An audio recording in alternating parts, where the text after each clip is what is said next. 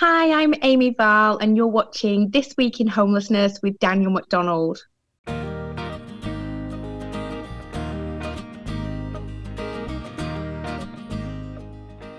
Hi, welcome, my friends. Welcome to my world. You're listening to This Week in Homelessness with Daniel McDonald. It's Sunday, May 17th, 2020.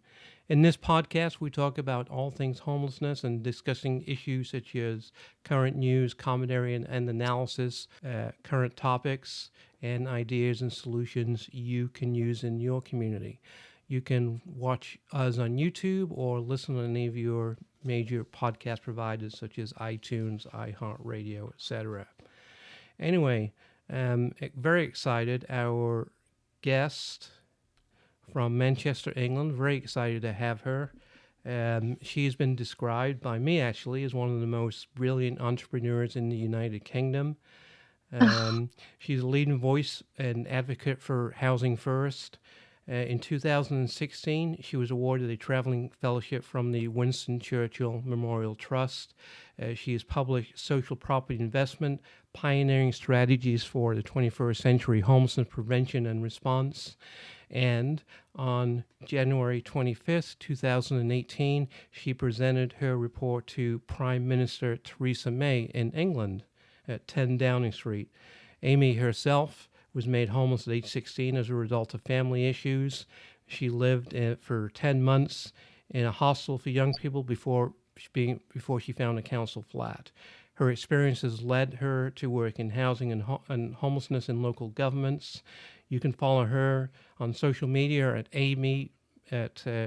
Miss Amy Varle.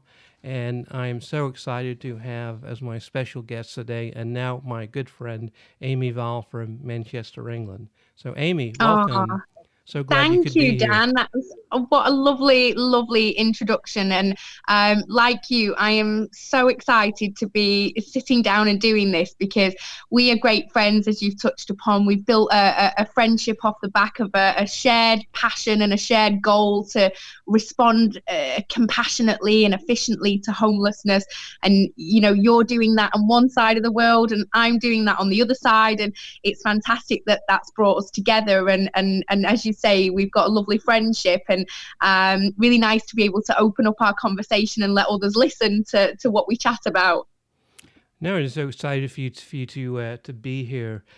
So how are things in England? And could you just talk a little bit about what you do and have done, and perhaps some of your future work? Particularly interested in social housing. That's a concept that's we're not very familiar with here in the U.S., or perhaps a different name. Just wondering if you could go into that and tell us what that is, and is that something that would work here?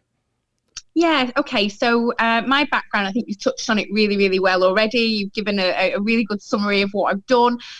I was homeless myself as a teenager, which led me to kind of naturally gravitate into into working in the field of social housing and supported housing. For people who are watching in America, we here in England, we have a very different ways of doing things with homelessness and housing, and we have our housing market is built around, we have private housing, we have housing that's owned by people, and we also have what's called social housing.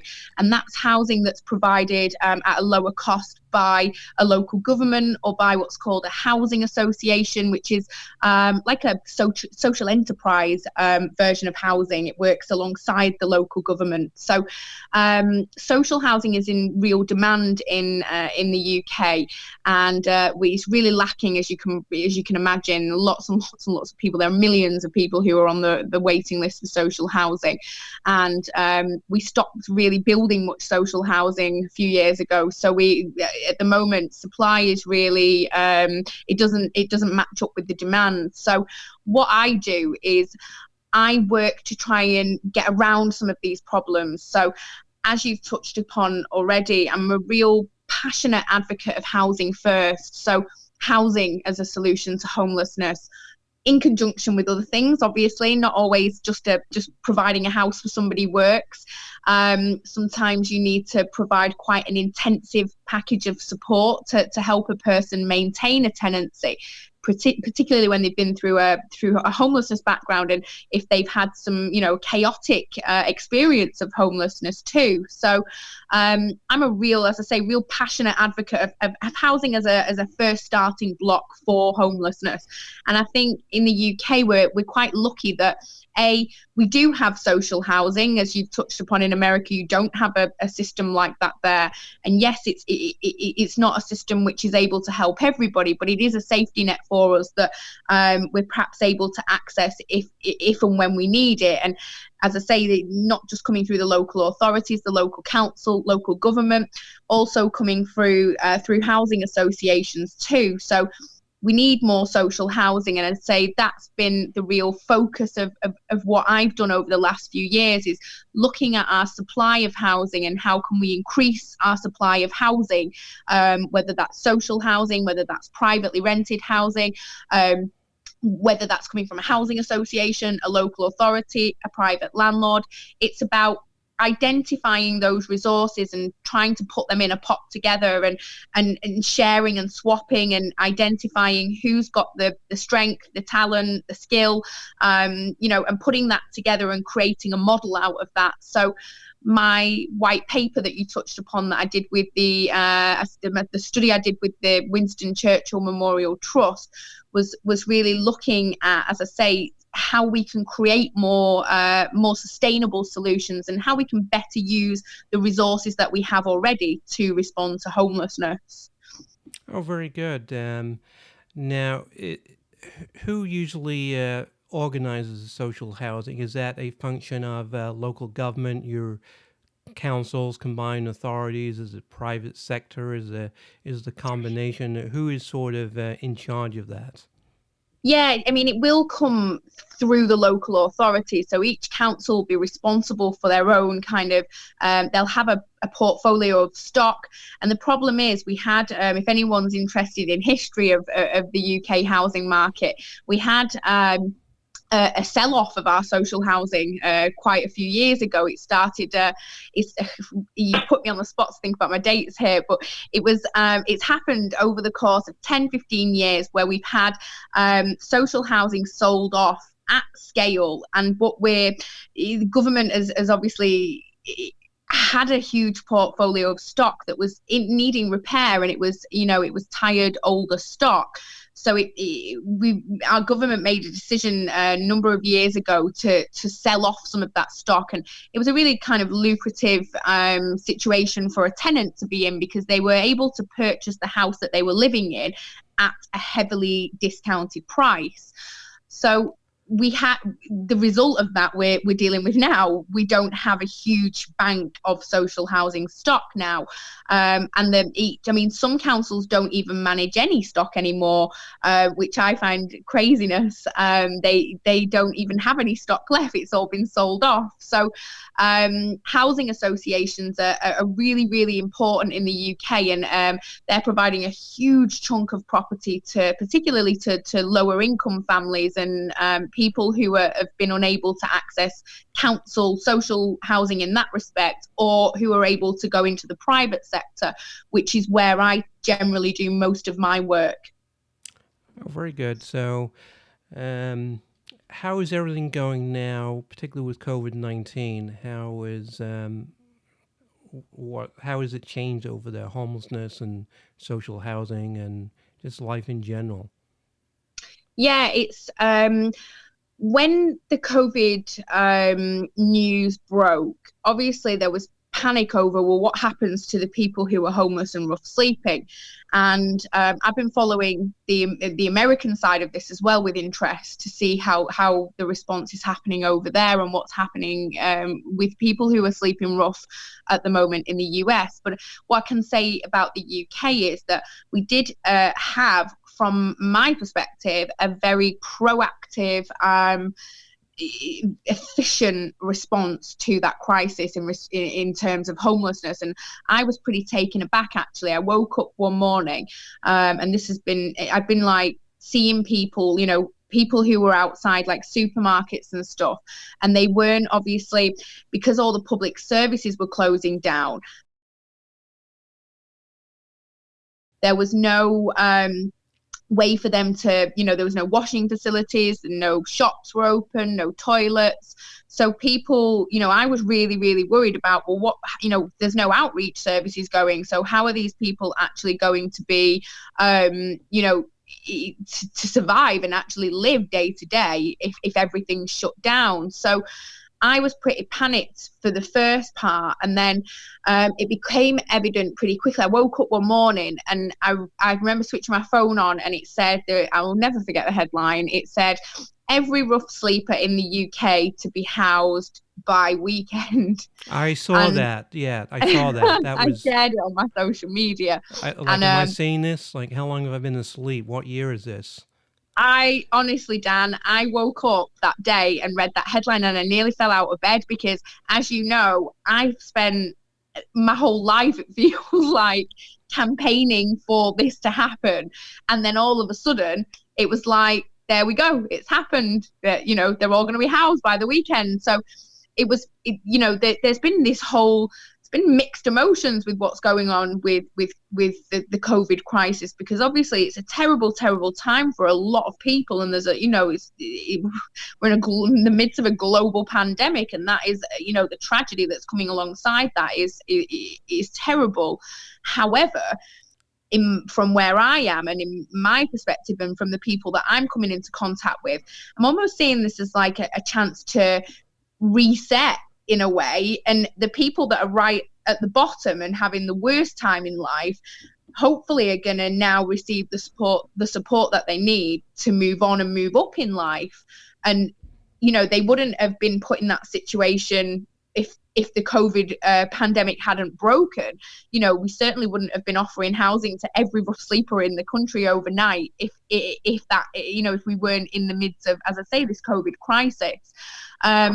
What my concern is now is what happens next, because we're in a situation in the UK where we've got, I think, pretty much the majority of our rough sleepers are in hotels, special temporary accommodation. They're being moved on into, different housing options.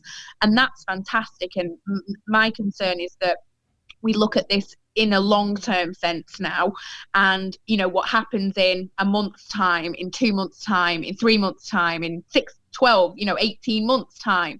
So, my focus is the longer term plan and what will happen next with this, because already we're starting to see stories of people slipping through the cracks and people who have been evicted from the hotels for bad behavior. What do we do with those types of people? How can we help them? So it's there's still a huge amount of challenges ahead, but I kind of feel like in terms of homelessness, this has certainly, given us a real level playing field now to work from.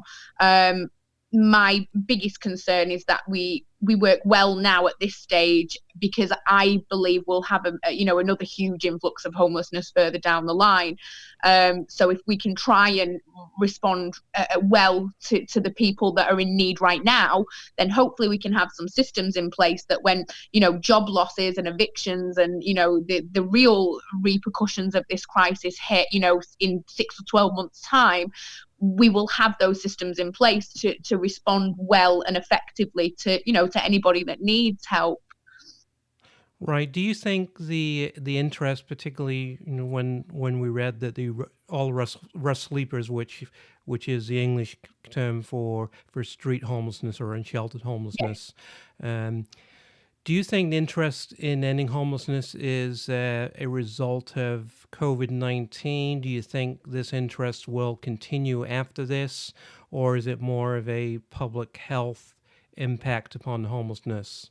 I think, to be honest with you, I really don't know how I see this playing out long term, and that's why I'm so focused on we have to do a good job of this now, because if we don't, I kind of see it will be catastrophic 6 or 12 months down the line. So it's really unknown as to what happens next, because I believe personally, I mean, I'm not obviously a medical expert or a doctor or a scientist or any of those things, but from my own beliefs, from the research I've done, I do believe that this virus is here to stay. It isn't going to magically go away overnight. So we may end up having other bouts of these types of periods where we have to go into lockdown and quarantine, and where, public services close down. So it's almost defeating the object if we just, if we lift our lockdown in a month or so's time, we filter everybody back onto the streets, and then in three months' time, we have another wave of COVID breaking out again, and we all have to lock down again, and we have to put people back into hotels again and go through this whole thing all over again. So I'm hoping, as I say, that this is going to be a springboard for, better collaboration between different parties that are involved in responding to homelessness. And I mean, from where I'm sitting, I know obviously things are operating totally differently in the US, and I can't comment on that, but certainly where I am, I'm in Manchester, which I know is a city that you have a great love for, Dan. You have lots of connections My hometown. here. Yeah, well, there you go, Stockport. So in Greater Manchester, we're really fortunate, I believe, to have an advocate like Andy Burnham as our Greater Manchester Mayor, and he's been, quite vocal about the homelessness situation for a number of years now. And he's brought forums together and different pots of funding. And so I've seen... I'm getting regular updates from the Greater Manchester Combined Authority and their partners, and it seems like all of the boroughs are working quite closely together.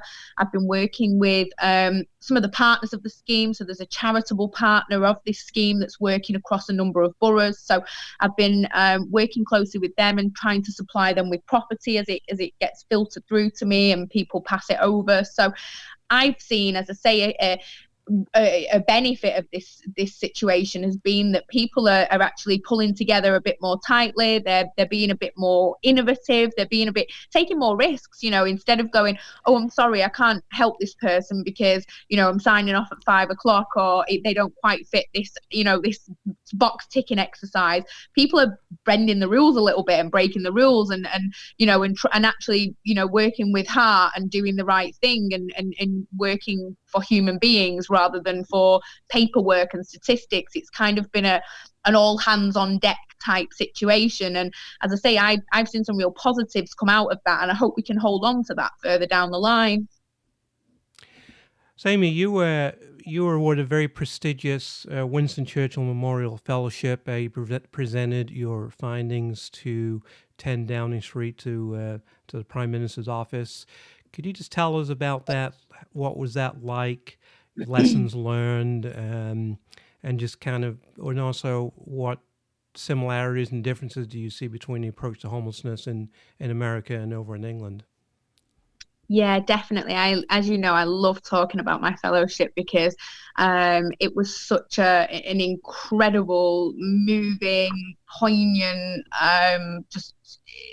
I could never really put that experience into words, what it did to me, and as a person and professionally, it really changed my life and changed the way I saw the world and changed the way that I put out into the world too. So I was awarded the fellowship in 2016. So it's 4 years ago now that I was originally funded to go off on my trip. And the brief with the Churchill Fellowship is, if there's anybody watching in the UK that's interested, about applying in the future, it's fantastic for social entrepreneurs like myself because the brief is completely open. So if you have a great idea, you have vision, you have a project, you have, you're creating solutions in a social environment, you have a project which is benefiting the UK and benefiting society or other people or communities or neighbourhoods, the Churchill Foundation are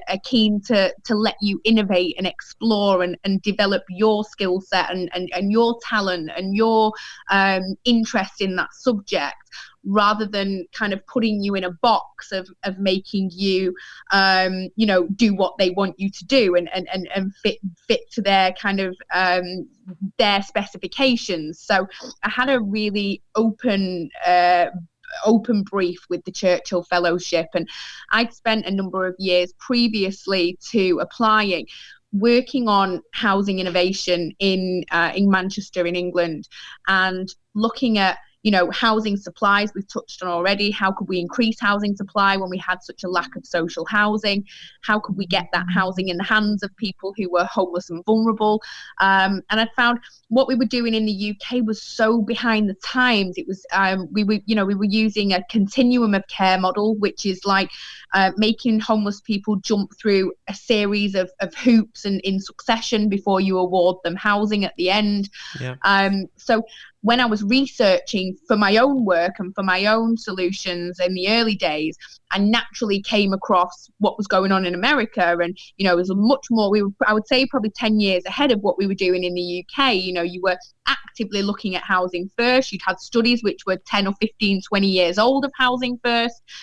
Whereas housing first wasn't even something that had been uttered in the UK at this point. We didn't have any talk about it. I used to go to meetings and I'd suggest maybe, we give homeless people housing, and people at the council had literally laughed me out of the meeting because it was so controversial to even, look at changing from the continuum of care model. So I naturally looked to America for guidance and for help and to steer me onto the right path. And I connected with some incredible organizations throughout the course of my research. So I was looking at organizations such as Breaking Ground in New York, which is incredible housing rehabilitation service in New York, which is just really innovative, really doing something quite groundbreaking. They're working with individuals in a really kind of individual, self-centered way for each person.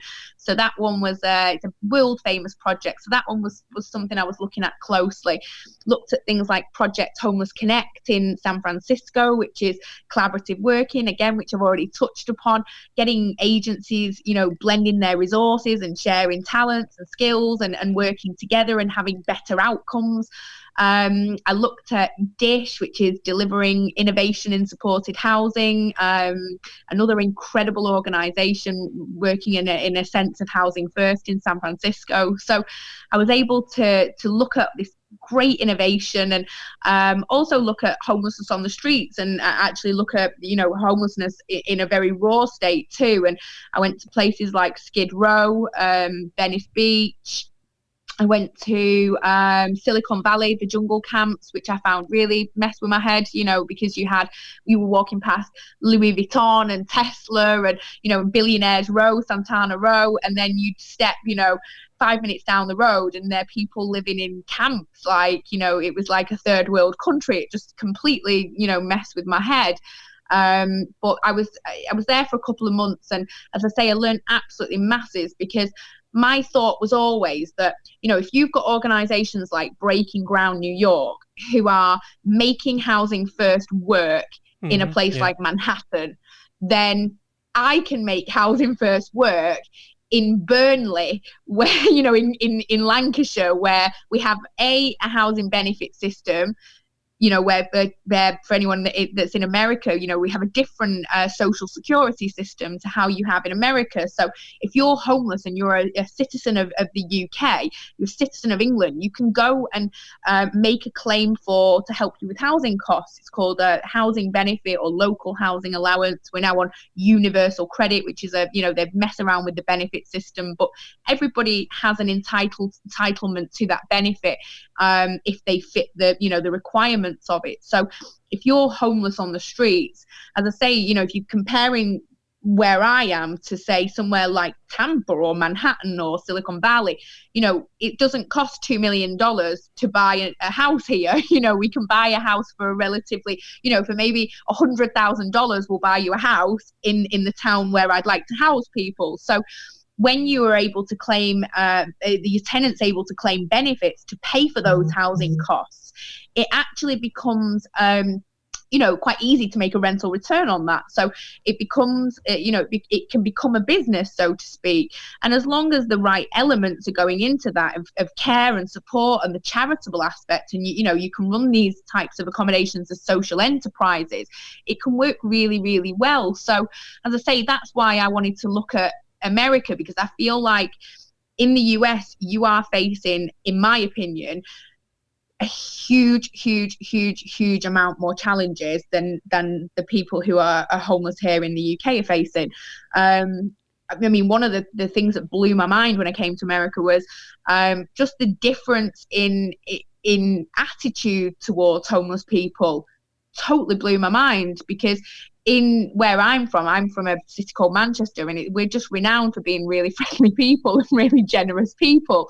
So we have a joke that our homeless are like the fattest homeless in the country, because we're all the Mancunians won't stop feeding people and giving them, bringing them meals and buying them McDonald's and, and bringing them sandwiches and stuff, because we're all, we're generous, and there's a lot of support for people who are on the streets here.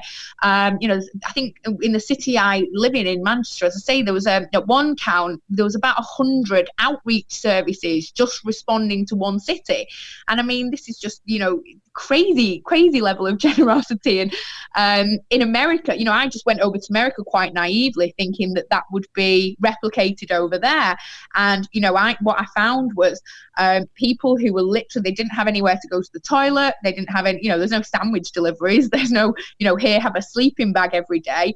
When you're homeless in America, you're on your own. And I think, as I say, with all of the kind of the way that things are in the UK and in Manchester, I think, I wanted to jump on that generosity as quickly as I could and say, well, you know what, keep being generous, but let's see if we can put that into something more sustainable than just buying somebody a sandwich on the streets. So we've got a long way to go, but we're, as I say, I think working internationally is a really, really smart way of doing this, because we can all learn from each other. Yeah, you're absolutely right. And housing first is definitely the way for the future. And the concept of you cure homelessness with housing, that is just, it's so elegantly simple. And it boggles my mind, the resistance to changing to that. How is Skid Row? And I remember seeing your photos and videos of Skid Row in Los Angeles. I've never been to, oddly enough, I've never been to California. I've never been to LA. Oh, I've heard I stories absolutely loved California. I felt so at home there. It was just, I found New York a little bit harsh, I'll be honest. It was a bit, because I've been in California for the first month, and in California, as I say, not many people were doing much to members of the public were doing much to respond to homelessness, whereas that's more common over here. So when I was going around California, and I'd get chatting to people and they'd say, oh, what are you doing here? And I'd say, oh, I'm here just, I'm researching homelessness. I'm trying to create solutions, and I'm looking at housing, and we're doing this. And, I'd start chatting away, and they'd be like, oh my God, you're solving homelessness. This is amazing. Like, here, have a drink. And people would just buy me drinks, and they were just the friendliest, most loveliest people I ever met in my life. But then I went over to New York, and it was a complete contrast to that. So but I absolutely loved America. It was just a dream come true, and I really hope to be able to get back over to America, because I'm in touch with people like yourself. People have mentioned when we were chatting before the interview, people like Mark Hobarth, who runs Invisible People, which is a storytelling non-profit which helps to tell stories of people living on the streets. And Mark's well known, I think, all over the world for his incredible work. So I was quite fortunate, actually. When Mark found out that I had a homeless past myself, he runs a support group for people online, which is just for people who are homeless in the immediate. And it's a private group where people can help each other. And, I'm sleeping outdoors tonight, and, how can I make myself comfortable? Or, one of the things I love to see them sharing there is all the cooking tips. People are so ingenious about cooking things and meals and on the go, and using, different stores to go in and warm their food up. And one lady showed us how to cook like a full Thanksgiving dinner in a tent. So it's what he's created there in terms of that community is invaluable, and I'm sure he's saving lives there by just giving people social support and interaction with each other. And that's a really, really valuable space. But for me personally, it gives me that touch point with people who are having a bad time, and who almost being able to just be there for somebody and give them some kind words or give them a bit of support.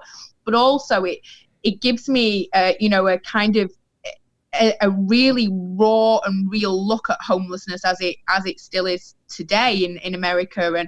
And it stuns me. Homelessness in America actually stuns me. I mean, it's just, until you've been there and you've witnessed it and you've worked alongside it, or you've touched it closely, I just don't think you can have any understanding of homelessness in America. And in California, I mean, it was just totally shocking. It was stunning.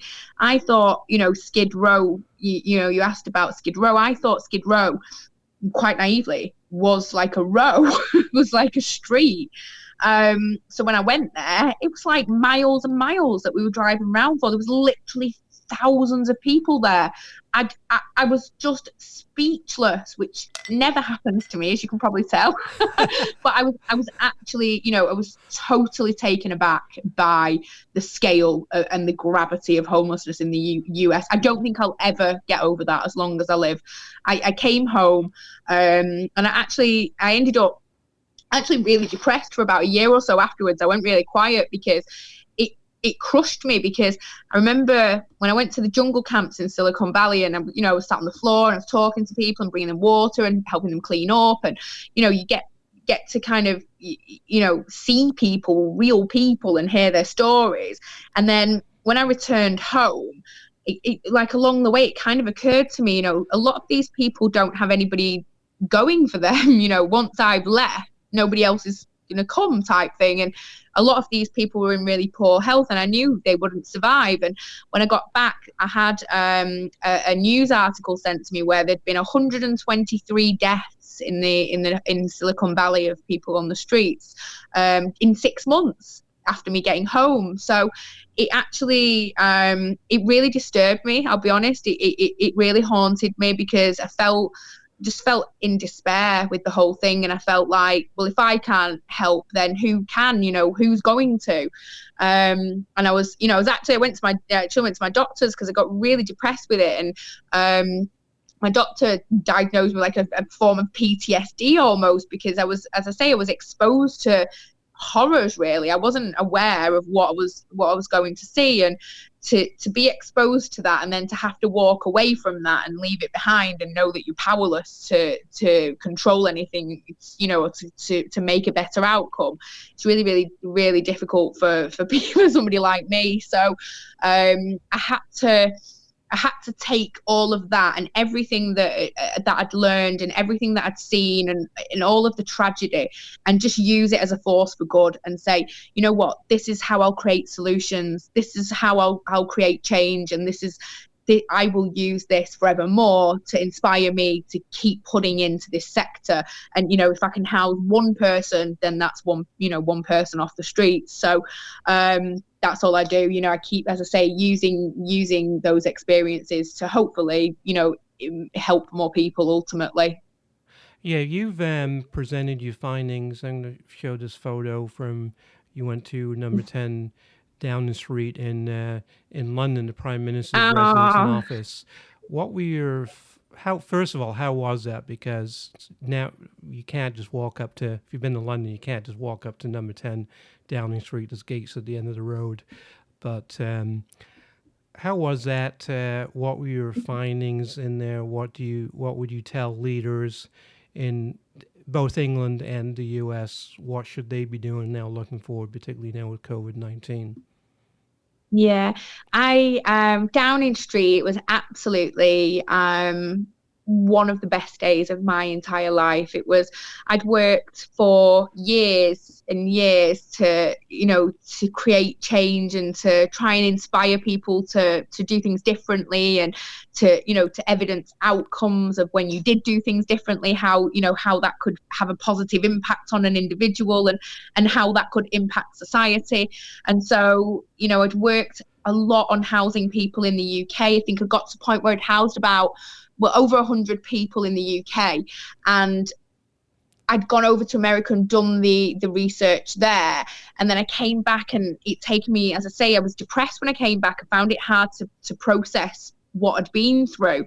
So writing my white paper and getting to the end of that process was it was a lot to get there. It was a lot. It dominated my life for good 2 years, that project and that white paper. It had me up every night till 4 a.m. like crying most nights. It really tested me, because I was, as we've touched upon, I was homeless myself as a teenager. I didn't go to university, or I didn't even go to college, and I didn't get my GCSEs, which is like the most basic level of examinations in the UK. So for me, it was a real personal and professional challenge to write a paper and actually produce my own white paper. That was a really proud moment for me, and I was so blessed that I was able to take that to Downing Street, and even just to have that moment of knowing that this project is closed, and you know what, I've put it in the hands of the people that can make the decision, and the people that have the power to actually change things here. I've done everything that I can, and here you go. I'm passing the buck. This is your responsibility now. Please act on this. So it was an incredible day, and I worked with Susan, who I worked with previously, on our social media campaign together. And Susan she met Theresa May, who's the Prime Minister at that point. She met Theresa May at an event, and she was really cheeky to ask her, can Amy bring a report? It's brilliant. And I'll always be super, super grateful to Susan for helping me and pushing me, and she always believed in me and led me to Downing Street. And she was there able to come with us on the day as well. And it was a really, really, really special day. I had my whole family there. I had my daughter there. She was off school, and we all went on the train, my partner, my mum and my stepdad. So it was a real culmination, as I say, of years worth of sacrifice and of passion, and just every blood, sweat and tears went into that. So to be able to end it in that way was really, really fantastic. And everything went really tits up there at that point, because when I came back from Downing Street, I was really hoping that maybe government would hire me, or even somebody somewhere would give me some funding, or and then I found out I was pregnant with my son. So I had a really, really difficult pregnancy, and that took me down for the next 6 months or so. And obviously Henry was born prematurely, and he's had some health challenges too. So I've had what I expected to happen at the back of Downing Street wasn't quite as I planned it, but it's worked out actually really, really well, because I got noticed by some bigger developers and some more corporate clients, and now working with the local authorities, which before was always difficult to penetrate the working at scale. So now it's brought me into a space where I'm able to create homelessness solutions, but create them in a wider sense, really. So I'm not just housing one person, two people, three people anymore.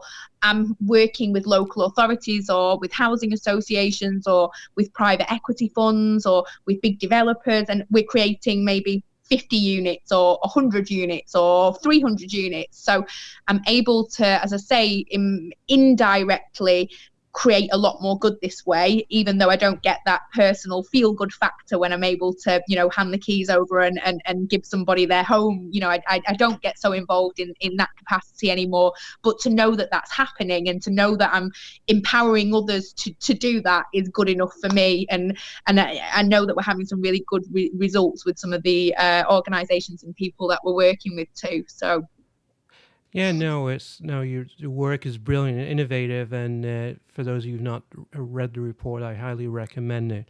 Another thing I wanted to ask you, could you talk about John Chadwick, tell our viewers about John Chadwick's story and the work of Dee Bonnet and yourself and myself, and the importance of a pet policy?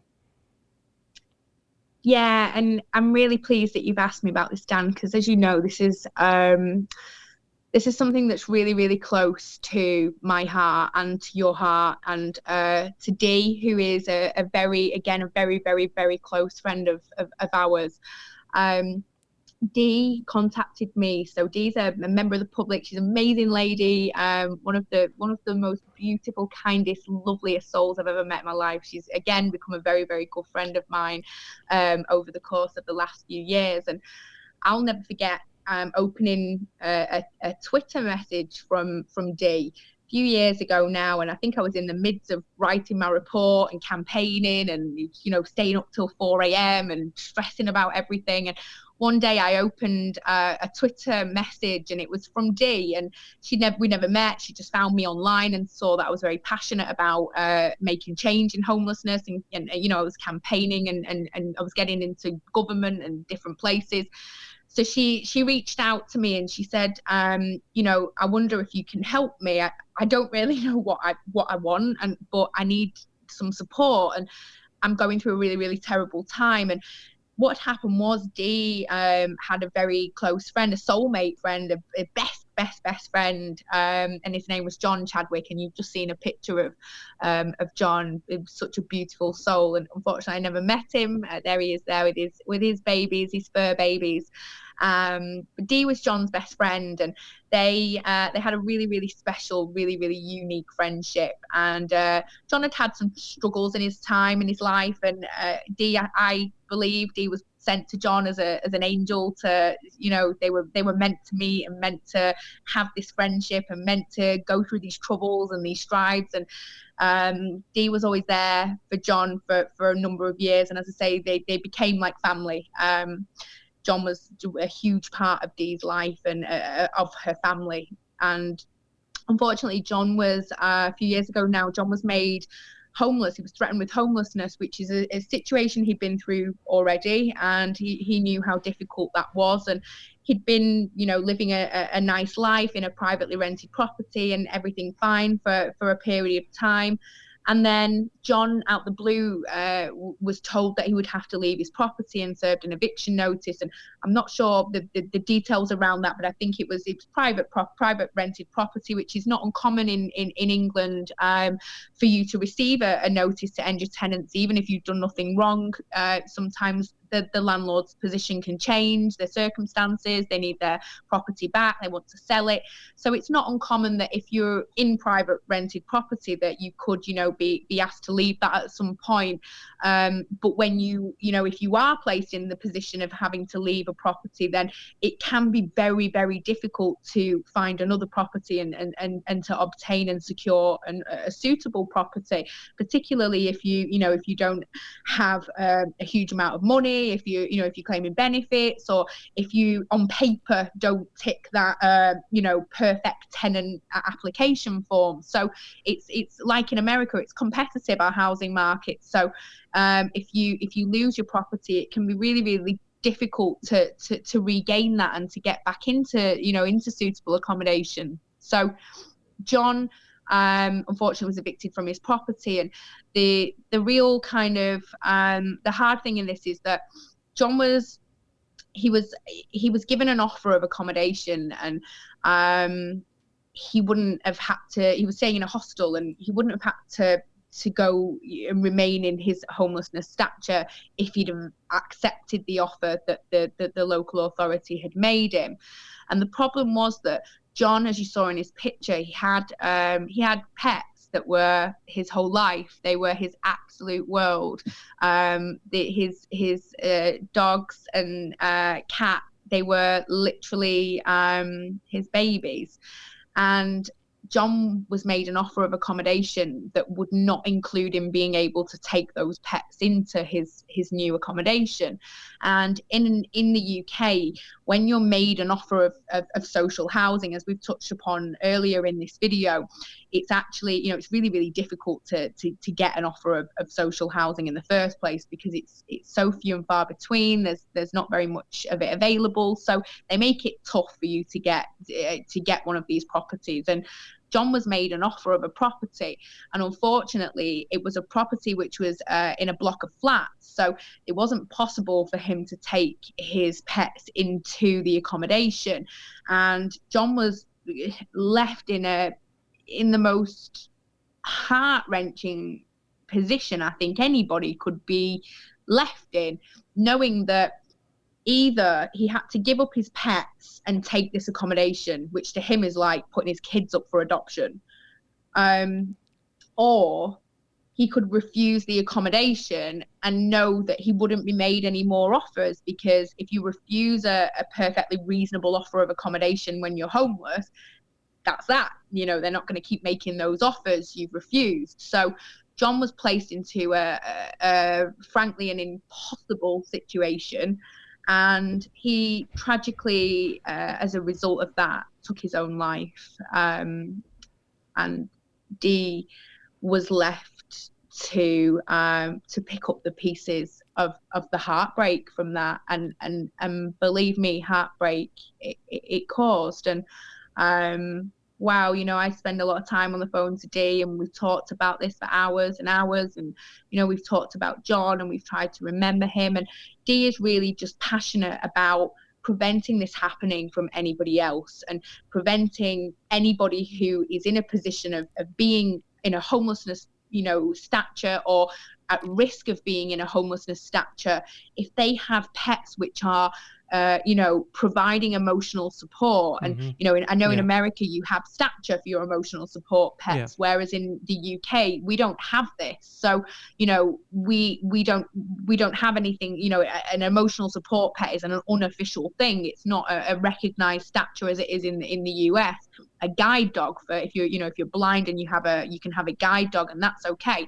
But it's emotional support pets are not recognized, and that's going to cause an issue for anybody that wants to move into accommodation that perhaps is not accepting of bringing your pets with you. So Dee has worked so hard. I am just in awe of her every single day. She is one of the most incredible people I've ever met in my life, because she's taken this tragedy and she's used it for good. She's used it to help others and to prevent this from happening again. And she's worked so hard, going out of her comfort zone, going to present for the councils and at big board meetings. And she's been quaking and ringing me going, oh my God, it's just terrifying. I'm going, no, you can do this. You can do this. And she has, because she is really making waves now across the sector.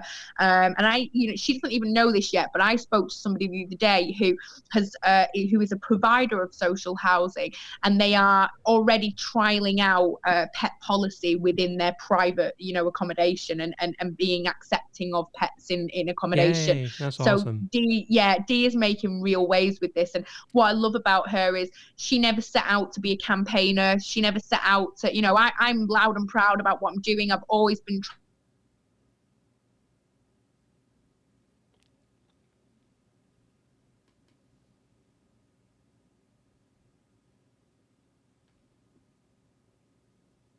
so she's achieved some incredible things with it, and the local authority where she is in Kent are really listening to her now, and they're making changes to their pet policy.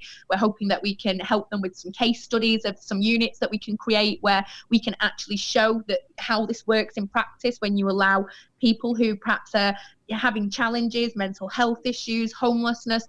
If you allow them to integrate with their pets in their property, that can actually have a really, really positive impact on the whole solution, you know, in a wider sense. So me and Dee will continue to be, you know, led by the campaign and wherever it wants to go. And I'm sure that, you know, within the next year or so, we will begin to see some properties and some units where we can actually say, here's John's house, you know, this is John's house that we've created in his memory, and here are our animals running free, and here are their owners, and here's the little vet's clinic at the side, and here's our support units, you know.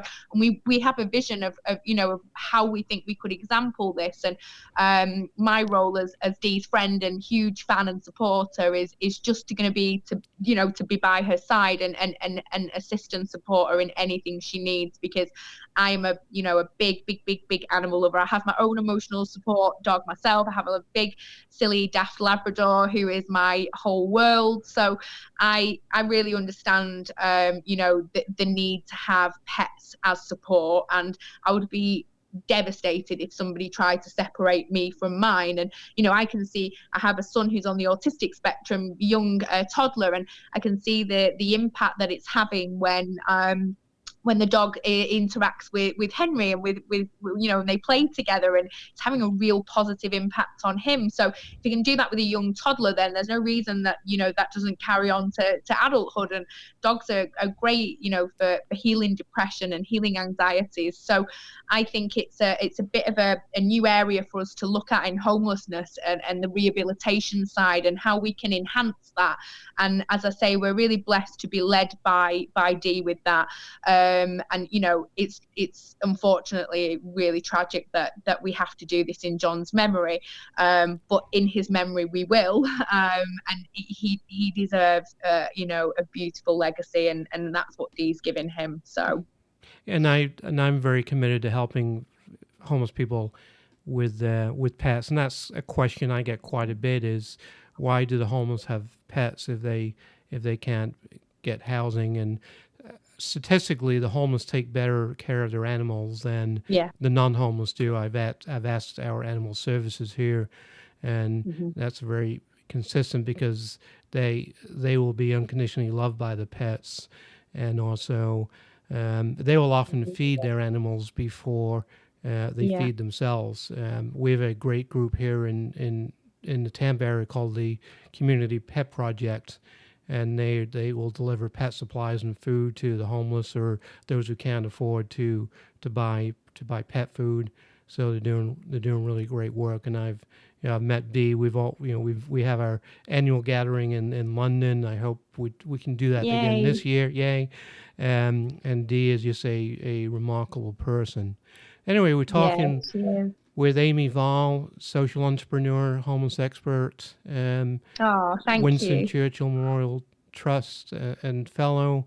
So what is next? What's next in Amy Varle's world? What's coming? Yeah, that would be nice to update you on, really, because again, I'm kind of being led by need at the moment. I've been working for the last couple of years, as I say, almost at scale. So now I'm working with bigger developers, with local authorities, with housing associations, with private equity funds, and creating housing-led solutions for homelessness, but doing that more at scale, bringing the partners together and being a bit of the glue that holds that together in the middle.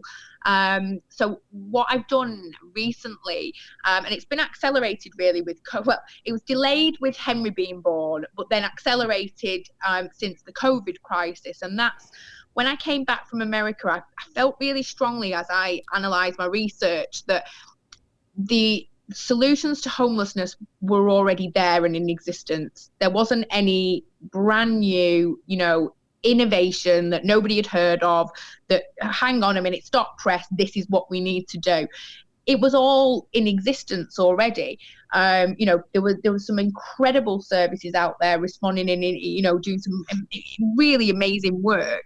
And I found that really, instead of me going out and setting up a new charity or a new flagship homeless unit or, creating a brand new initiative, I thought, what's going to be more meaningful and more impactful here is to bring the existing services better together and help them to access more resources, help them to, understand each other's ways of working better. Because if you've got, say, housing that's being provided in the private sector, and then you're getting support for a tenant that's being provided from the public sector, that can look very, very different. And the two ways of working can be very, very different. And so I found that, instead of me setting up a brand new service that did everything, it would be better to try and find a way to help others collaborate and get involved in joint working. And so, as I say, what I've done over the last couple of years is been working more at scale to bring these partners together. As I say, I used to do it more in a sense that I'd be bringing a small charity to work with, an individual landlord, and then maybe I'd get some volunteers to help with the support. And it was all done kind of quite a low level between ourselves. And now what I'm doing is I'm scaling that up, and, as I say, working with bigger partners and working not just with one person, but with, maybe a portfolio of 100 properties, or maybe, we're looking to resolve the homelessness stature of 300 people over a borough over a period of years. So we have what I've decided to do, and as I say, I had intended on doing this when I came back from Downing Street, and that was like my next thing to work on, and that was, it's all detailed in my Winston Churchill report. Excuse me. And the conceptual ideas that came out of that, as I say, it wasn't anything brand new. It was better using what we already had and bringing that together in a more effective manner. So when I came back from Downing Street, the intention was I was going to look at building a homeless hub, like a technology hub for homelessness resolution. Almost like an Uber for homelessness. So if I was, if I was homeless and I was looking for, somebody passed me on the street and let me use their phone, I could get an app where I could say, okay, I'm Amy. I want to live in Manchester. I want to keep my dog with me. Maybe in the future, I'd like to, look at becoming a hairdresser. But I've got to deal with my anxiety and mental health issues first. Excuse me. So it's almost like a drag and drop solution where you go, and you bring it all in the basket at the bottom, and you can go away and be empowered to actually access the housing and the support solutions that are there on the hub. So I wanted to almost replace me from my model, if that makes sense. So everything I do works really, really well if you put me in the middle of it, and I make all the calls and I send all the emails and I, put people together and do the introductions and all of that. It works fantastically well. But obviously I can only do so much, and I can only be in so many places, and I can only, act on so many projects. And I want to help as many people as I possibly can. So what I'm doing now is I'm, in the COVID crisis, as I say, has kind of brought this back up for me. And what I'm doing is I'm creating, almost like seeding that project now. So I'm not building the hub just yet, but I'm hoping that will come next as a natural progression of what we're doing here. And I'm creating almost like a strategy group, mastermind group of practitioners here in the UK. Those who, as I say, I'm sitting in the middle and they're all throwing ingredients in the pot. But what I want to do is take that pot and actually give them a pot now, rather than it just being in my head and on my laptop and on my, in my emails. I'm creating something more tangible and a space where practitioners can innovate, and they can, discuss best practice, and they can, build this model together and build it out and explore, and, and who knows where they can go with that. But as I say, for me now, it's about, instead of doing it myself, empowering others to with all the tools that I've gained along the way, and with the knowledge and the the skills and the toolkits that I've been able to access. I want to pass those on to other practitioners now. And I always think, if I can house, say, 100 people over the course of a year, what if I empowered 10 people to do what I did? Well, then I could house 1,000 people over the course of the year. So that's what, even though it pains me to not work on an individual level in homelessness anymore, because I love doing that, and it's ultimately why I do any of this work is to, to help people who really need it. So I do miss working one-to-one with people who are homeless, but knowing that I can have an impact in a much wider sense is really motivating to me. And I hope that, over the next year or so, as I've brought this group together, we'll be able to produce some case studies. We'll be able to, to share some data from the group, and share what we've done, and share how we've done it, the problems that we've had, and all, the successes, and hopefully other practitioners can join us, can learn from us, can contribute. And as I say, I'm going to grow this kind of global gathering ultimately of best practice for homelessness resolution. And, twinning, we've already chatted about Manchester twinning with Tampa, and sharing best practice back and forward there. And we have so much we can learn from each other in every sense. So as I say, I'm building now a bit of a platform where I can bring that skill and strength and resources together, and hopefully we can see it have much greater impact in a wider sense with people on the streets. Yeah. And I particularly just going back to the global community.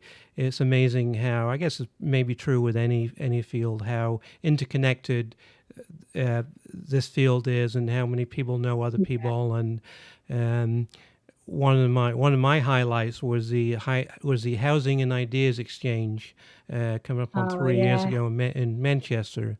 My first international speaking engagement, and of Ah. course a trip to see the family in Stockport, just outside of Manchester. But it's definitely nice to get together and share ideas.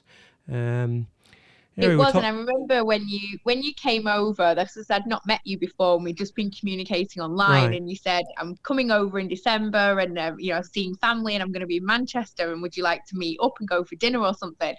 And I thought, this is too good an opportunity to let go. So we actually, I don't know if you know this, Dan, we arranged the Housing Ideas Exchange conference just because you were coming.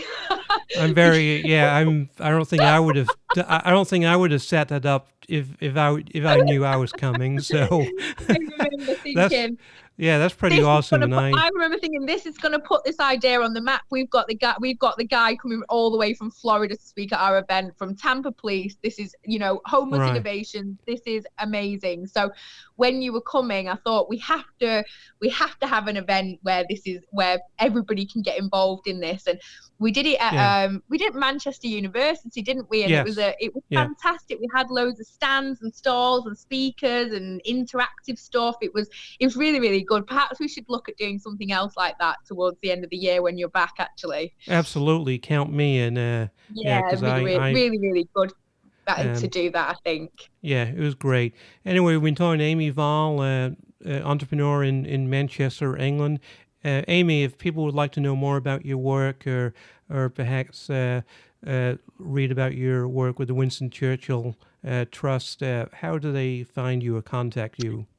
Yeah, you can find me on social media. I've got a bit of a strange surname, so it's Varle, so Varle. So if you Google me, you can find tons of stuff about me on there and all my social media profiles, because I do have quite a unique name. So it's quite a useful thing having that surname. You can go to my website as well, which is www.amyvarle.co.uk. Easily remembered. So like I say, there's lots to read on there. I'm always bombarding with videos and courses and trainings and written things. So I'm going to start doing a little bit more of that too. So it's been really nice to come and speak here today and kick that off. So thank you so much, Dan, for having me. It's been a pleasure. No, Amy, yes, and I appreciate your time so much. Great talking to you again. And any closing thoughts? We're in crazy times now. Pandemic, Mm-hmm. economic chaos. I know we can get through this. What do you think? Mm-hmm. Yeah, I agree. And I keep trying to hold on to the fact that, as I said, really, I think at the beginning, this for me it's a chance to reset, but that doesn't always have to be a bad thing.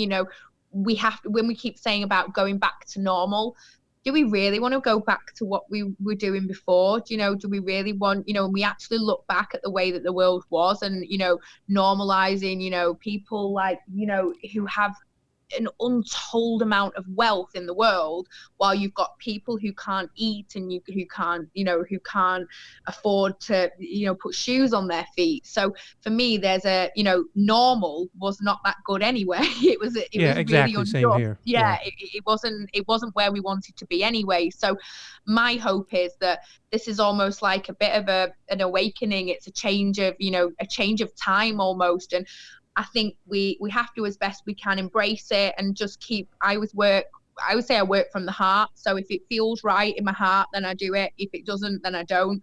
And I think if we all kind of just work from our heart and had that kind of, moral compass inside us, where we're looking out for other people and not being too consumed by Right. the day-to-day materialistic, crap that we all get embroiled in. And, I think this is a bit of a time for reflection and, and for hopefully coming back. And when we do restart the world again, hopefully we'll be doing it in a better, more fairer capacity. That's my hope. And that's what I'm trying to put my contribution into anyway. Well, we thank you for your amazing work, and well, thanks, Amy. As always, it's nice to talk to Oh, you. thank you. It's been And lovely. and I'll we'll put the your information as well in the show notes and on the video link. So, Amy Varle, Manchester, England. Thanks so much, Amy. Talk to you soon. Thank you, Dan. Thanks so Bye-bye. much.